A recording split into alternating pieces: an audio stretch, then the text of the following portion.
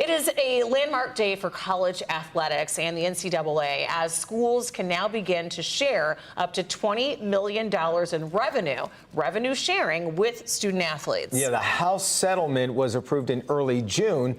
In addition to the new revenue sharing model, the settlement also sets new roster limits to be phased in over time and will allow schools to offer unlimited scholarships to any sport up to whatever the roster limit is.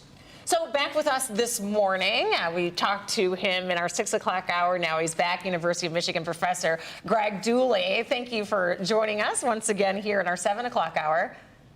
Good morning, guys. Good to be back. So just an overview of what all this means for student athletes and the university.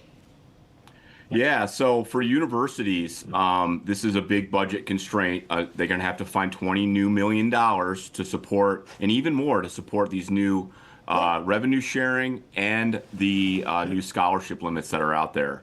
For athletes, this is a great opportunity to, frankly, earn money that a lot of people feel like they've deserved for years, if not decades, for all the money they've brought the university.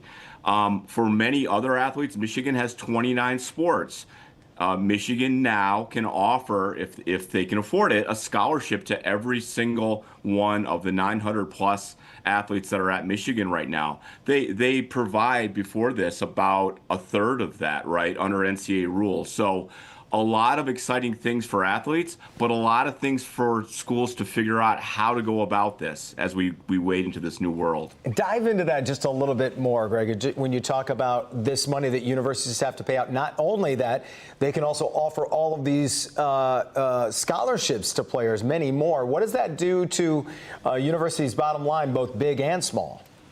Yeah, so it definitely affects them, and to compete, what they're going to have to start doing is looking around at their peer schools, at their peer conferences, right, and say they might have to make a decision on which sports are most important to them, right? So, but they can offer that now. There is a formula that if you give more scholarships, some of that takes away from that $20 million number, right? So you can't just do unlimited without any impact on the money that you can pay the athletes through revenue sharing. So it gets a little complicated, and that's why they created this commission to kind of watch it all.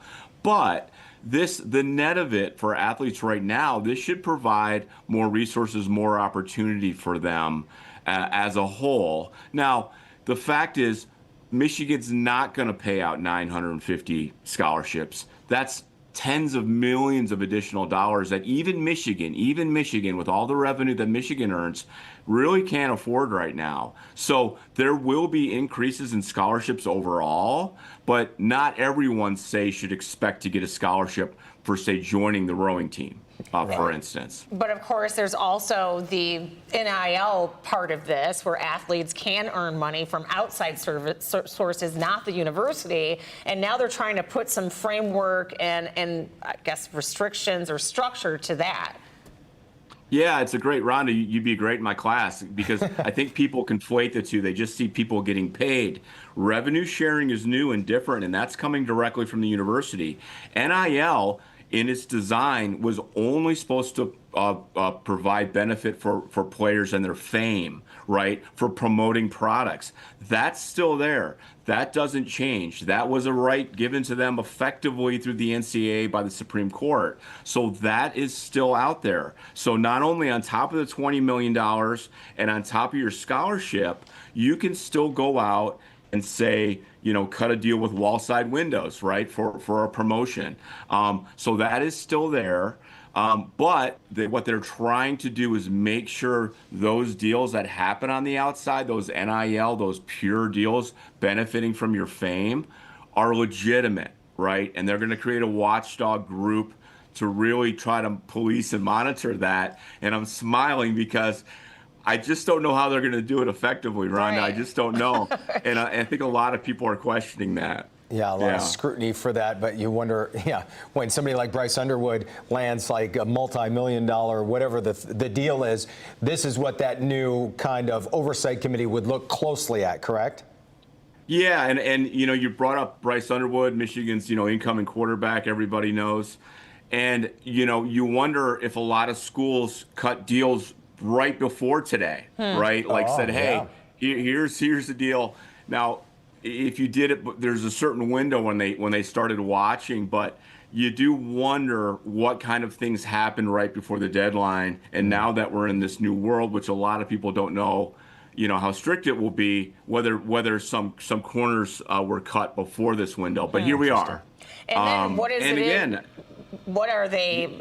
What's the criteria? What would be considered? I mean, are they doing it to protect the student athlete and look at these deals to make sure we're saying legit? But what does legit mean? Or is it like certain businesses that they don't? What is it?